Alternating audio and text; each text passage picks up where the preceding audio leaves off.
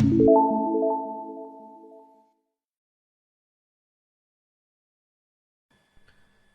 Students. पिछले class पे हम लोगों ने थर्मल फेनोमेनन तापीय घटना चैप्टर के फर्स्ट पार्ट के बारे में देखे थे।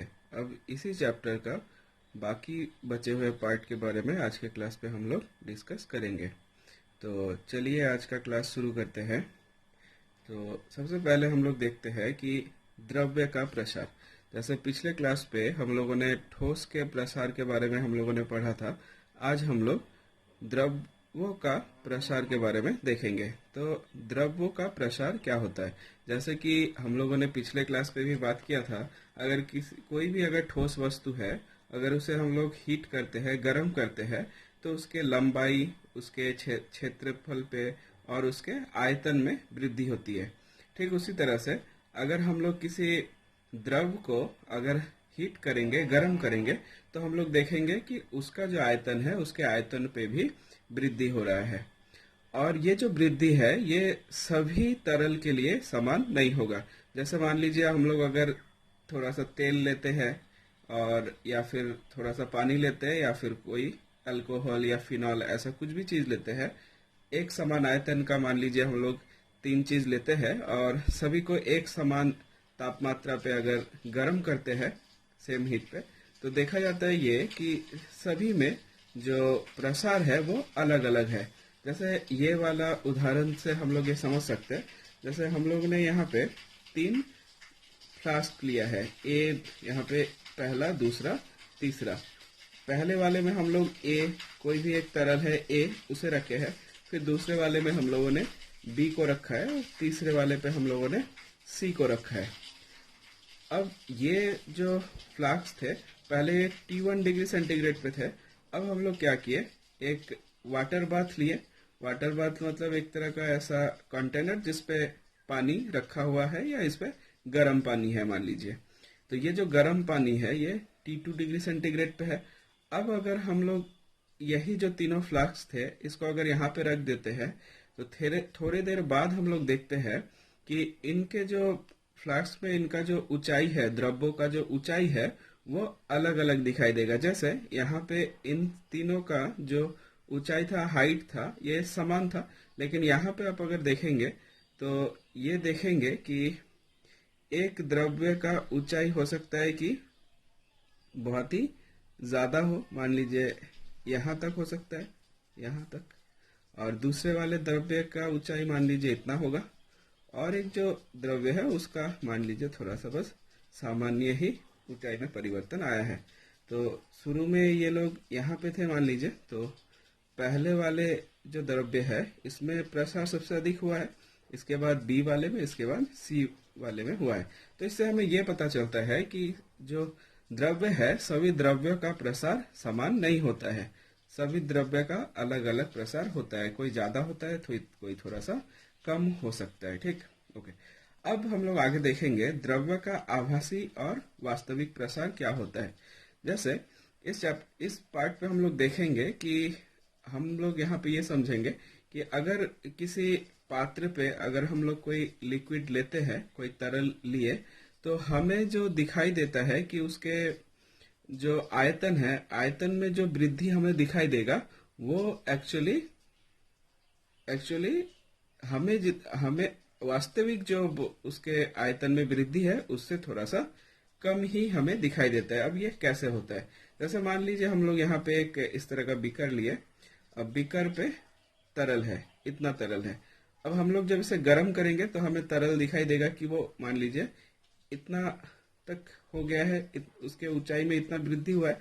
तो हमें लगेगा कि ये जो तरल है, इसके जो आयतन है उसमें इतना ही वृद्धि हुआ है। लेकिन एक्चुअली उसका आयतन पे इतना वृद्धि नहीं हुआ है, इससे और भी थोड़ा सा ज्यादा हुआ है।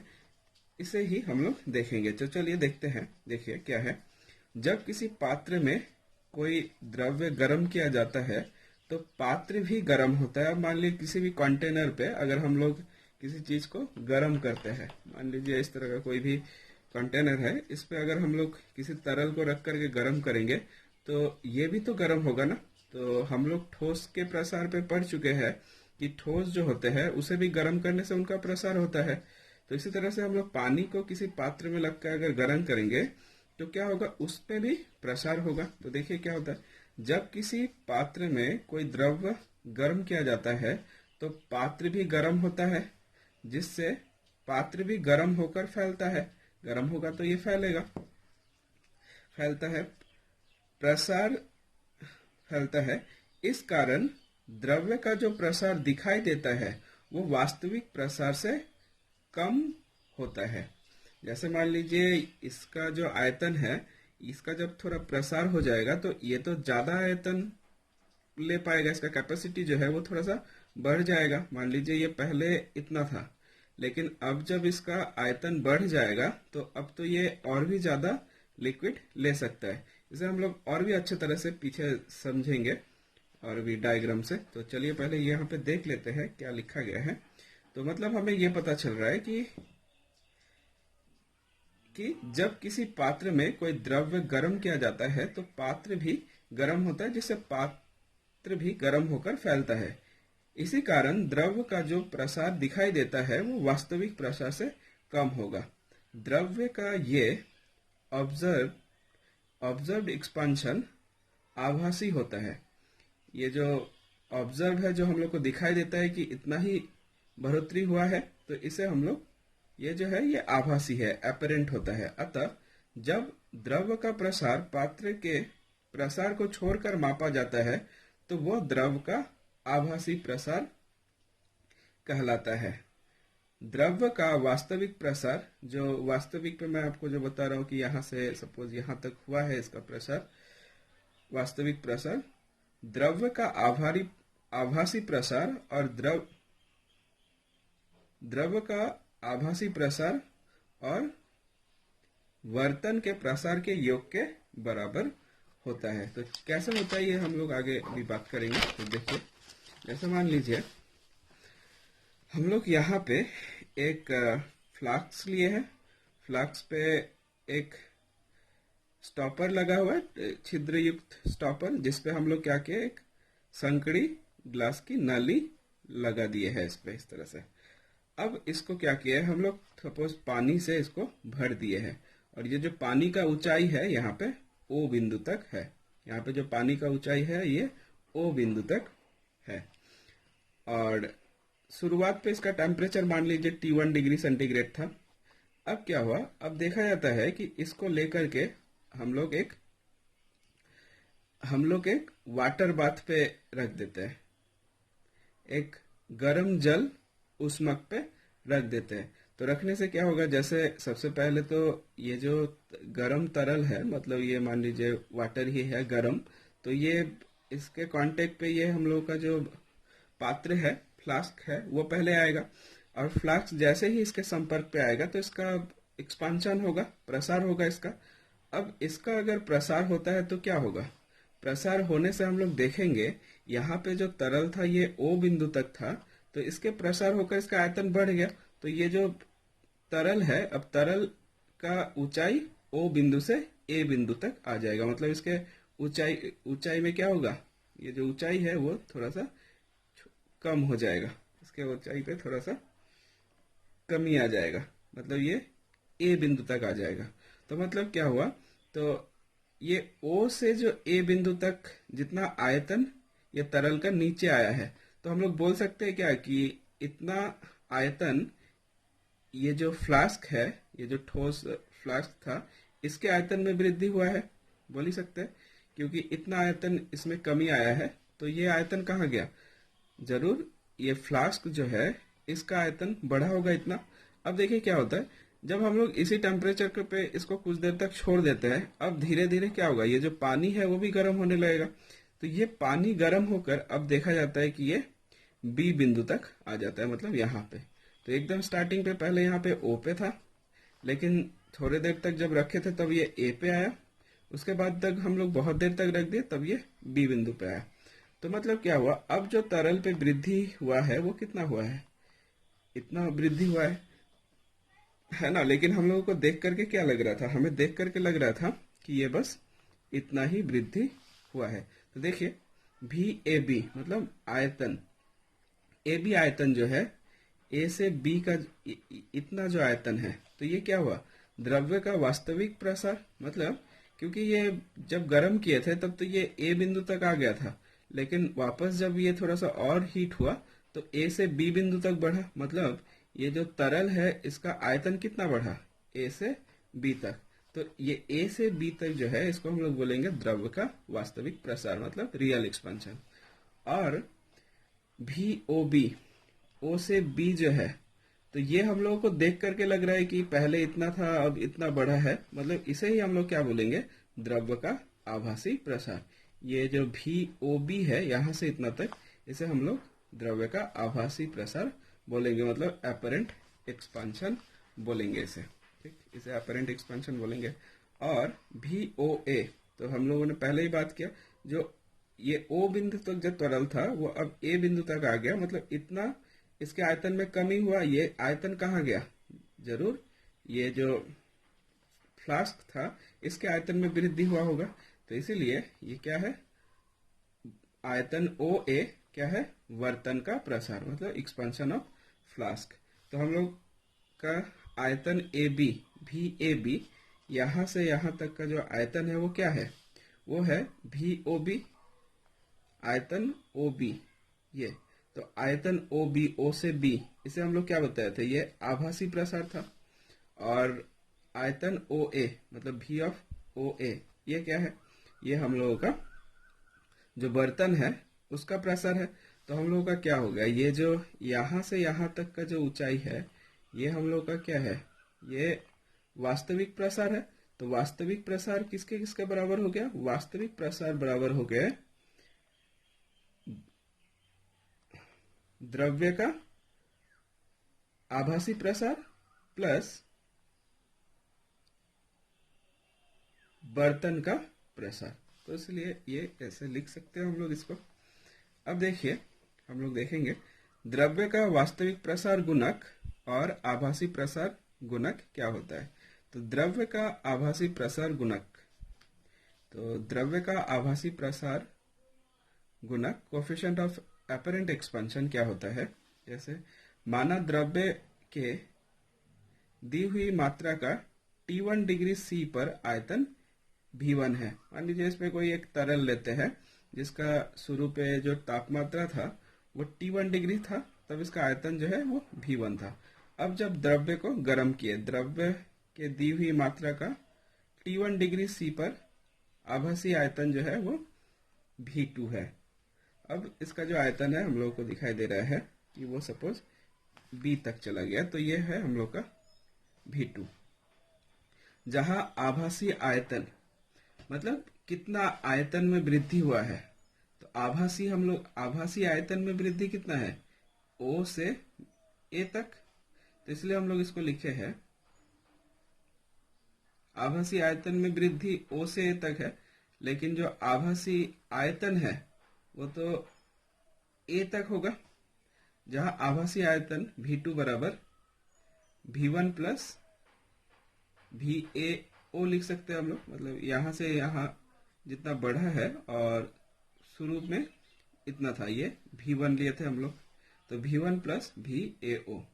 और तापमात्रा में वृद्धि कितना है, T2 माइनस T1, पहले T1 था, बाद में हम लोग T2 तक गर्म किए थे।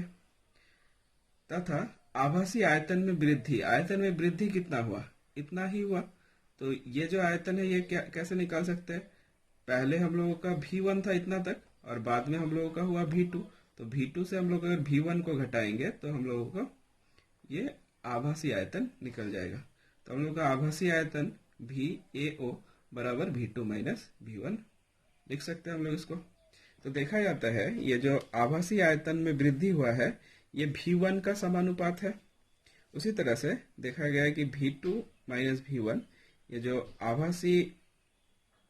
आभासी आयतन में जो वृद्धि है, ये देखा गया है कि इन पहले और बाद के जो टेम्परेचर जो है उसके डिफरेंस के ऊपर भी डिपेंड करता है। मतलब हम लोग जितना ज़्यादा तापमात्रा में बढ़ोतरी करेंगे, इसका जो आभासी आयतन है उसका उतना ही ज़्यादा वृद्धि होगा। मतलब V2 minus V1 समानुपात T2 minus T1। तो पहले और दूसरे समीकरण से हम लोग ये लिख सकते हैं जैसे कि हम लोग पिछले क्लास में भी किए थे, V2 माइनस V1 समानुपात V1 गुने T2 माइनस T1, मतलब इन दोनों को हम लोग गुना कर दिया। तो यह है हम लोगों का। अब जब भी यहाँ पे समानुपात आता है तो हम लोग यहाँ पे क्या लगाएंगे, हम लोग एक स्थिरांक लगाएंगे।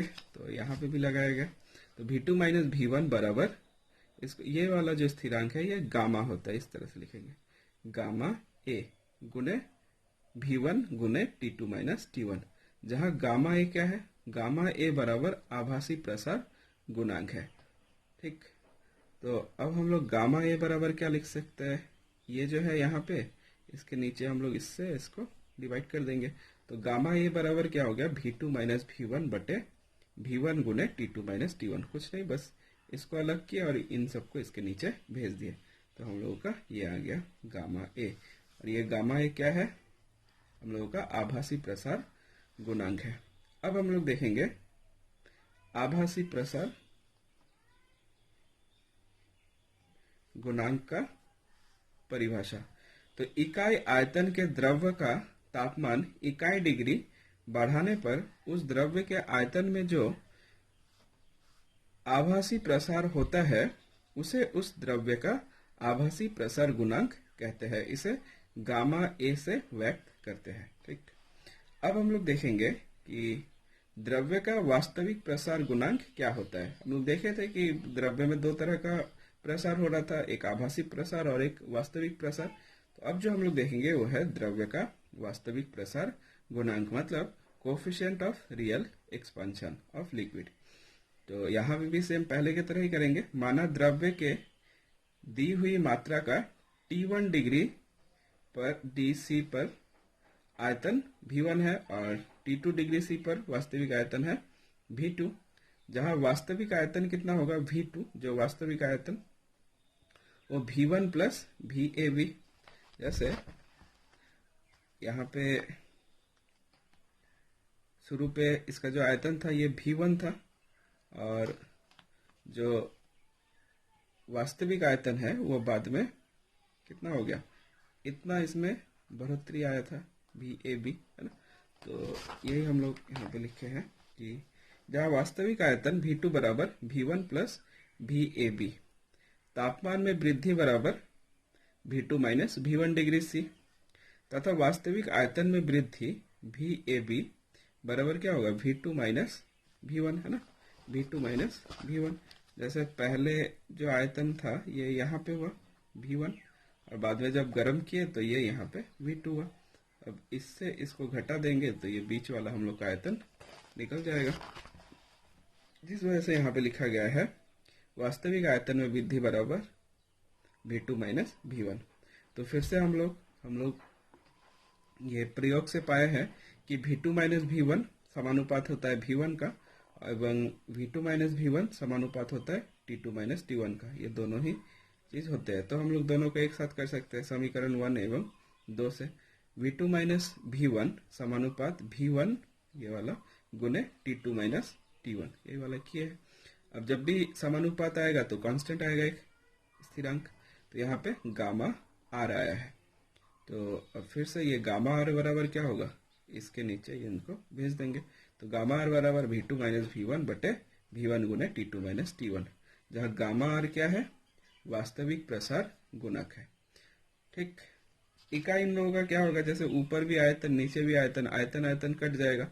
नीचे तापमात्रा है तो तापमात्रा का इकाई क्या होता है, अगर हम लोग सेंटीग्रेड पे लेंगे तो सेंटीग्रेड, या फिर केल्विन पे ले सकते हैं, है ना। तो इकाई क्या हो जाएगा, 1 बटा तापमात्रा जो भी है, तो या तो प्रति डिग्री सेंटीग्रेड या तो प्रति केल्विन, कुछ भी ले सकते हैं। पिछले वाले पे भी यही था। अब इसका हम लोग परिभाषा देखेंगे कि क्या होता है। तो द्रव्य का वास्तविक प्रसार गुणक कोफिशिएंट ऑफ रियल एक्सपेंशन क्या होता है। इकाई आयतन के द्रव्य का तापमान इकाई डिग्री बढ़ाने पर उस द्रव्य में जो वास्तविक प्रसार होता है उसे उस द्रव्य का वास्तविक प्रसार गुणांक कहते हैं। इसे गामा आर, गामा मतलब फिर से ऐसा वाला, गामा आर द्वारा व्यक्त करते हैं। ठीक है, अब हम लोग ये जो प्रसार है इसका आखिरी पार्ट देखेंगे। इस पे हम लोग का गैस का आयतन प्रसार गुणांक, मतलब जैसे हम लोग सबसे पहले ठोस का प्रेशर देखे, फिर लिक्विड देखे, अब हम लोग गैस का प्रेशर देखेंगे। तो गैस के प्रेशर पे हम लोग को क्या देखना है, गैस का आयतन प्रेशर गुना। जैसे कोई भी अगर गैस लेते हैं हम लोग, मान लीजिए कोई भी एक कंटेनर पे या किसी भी सपोज किसी भी बर्तन हो गया, या फिर सपोज बैलून है मान लीजिए, इसका गैस का प्रेशर का सबसे सिंपल सा एग्जांपल आप लोग देखे होंगे कि गर्मी के दिन पे अगर हम लोग साइकिल को अपने फुल पंप दे करके अगर बाहर रख देते हैं तो गर्मी के दिन में ब्लास्ट हो जाता है। तो ऐसा क्यों होता है, क्योंकि गर्मी के वजह से, मतलब तापमात्रा के बढ़ोतरी के वजह से वो गैस का जो आयतन है उसमें थोड़ा सा परिवर्तन हुआ है, आयतन में प्रसार हुआ है, जिससे वो टायर अगर फुल पंप था तो वो ब्लास्ट हो जाता है ना, इस तरह से, क्योंकि उतना ज़्यादा आयतन वो टायर पकड़ कर नहीं रख पाता है तो वो ब्लास्ट हो जाता है। ठीक, इसलिए गर्मी के दिन पे हम लोग को जो साइकिल हो गया या बाइक हो गया या कुछ भी, इन पे थोड़ा सा कम हवा देने से ज़्यादा अच्छा है ना? एकदम बहुत ज़्यादा अगर देंगे तो हम लोगों को प्रॉब्लम हो सकता है। ठीक, ओके। अब हम लोग बात करते हैं गैस का आयतन प्रसार गुणांक। तो ये क्या होता है,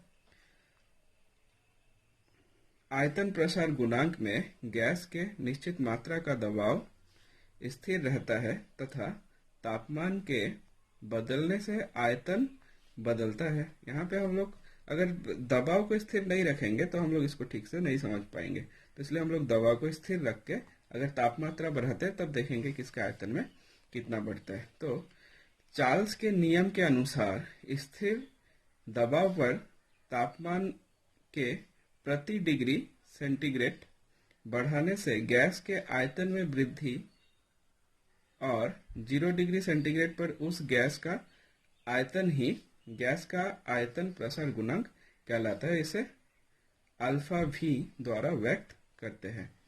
तो देखिए, माना 0 डिग्री सेंटीग्रेड पर किसी गैस के निश्चित मात्रा का स्थिर दबाव पर आयतन भी 0 है, मतलब शुरू पे जब टेम्परेचर 0 डिग्री सी था तब इसका आयतन भी 0 था। जब इसका तापमान T डिग्री सेंटीग्रेड है तब ले लेते हैं कि इसका आयतन है VT। तो हम लोगों का ये जो परिभाषा लिखे है उस हिसाब से हम लोगों को क्या हो रहा है, अल्फा भी बराबर VT माइनस V0 बटा V0 गुना T, ये हम लोग लिख सकते हैं। तो ये हम लोग का क्या हो गया, यही हम लोग का हो गया गैस का आयतन प्रसार गुणांक। अब इसका इकाई क्या होगा, इसका इकाई भी सेम, ऊपर भी आयतन नीचे भी आयतन, आयतन आयतन कट जाएगा 1/T। तापमात्रा का इकाई क्या, या तो हम लोग प्रति डिग्री सेंटीग्रेड या प्रति के ले सकते हैं, C इनवर्स और केल्विन इनवर्स। और एक तरीका है गैस का आयतन प्रसार गुणांक, आप लोग अगर देखना चाहे तो ये भी देख सकते हैं इस तरह से। ऐसे इसको हम लोग कहाँ से लाए हैं, आइडियल गैस इक्वेशन से, आदर्श गैस समीकरण से। जैसे हम लोग पी भी इक्वल टू NRT जानते हैं, P डेल भी बराबर NR डेल्टा T ये भी जानते हैं। तो हम लोग क्या करेंगे, बस ये जो समीकरण 2 है, समीकरण 1 से भाग कर देंगे, क्या आएगा, डेल्टा भी बटे भी बराबर डेल्टा T बटा T। तो अब क्या करेंगे, इसको हम लोग इधर लेके आते हैं, तो भी डेल्टा भी बटा भी गुने 1/T बराबर 1/T, यही हम लोगों का क्या है, अल्फा है ना, अल्फा भी गैस का आयतन प्रसार गुणांक। ठीक, तो आज के लिए हम लोग हमारा वीडियो यही समाप्त करते हैं। इसके बाद हम लोग और थोड़ा सा बस इस चैप्टर के बारे में बच गया है, तो वो चैप्टर हम लोग, वो जो बचा हुआ पार्ट है हम लोग पार्ट 3 पे देखेंगे। ठीक, तो आज के लिए ये वीडियो यही समाप्त करते हैं। बाय।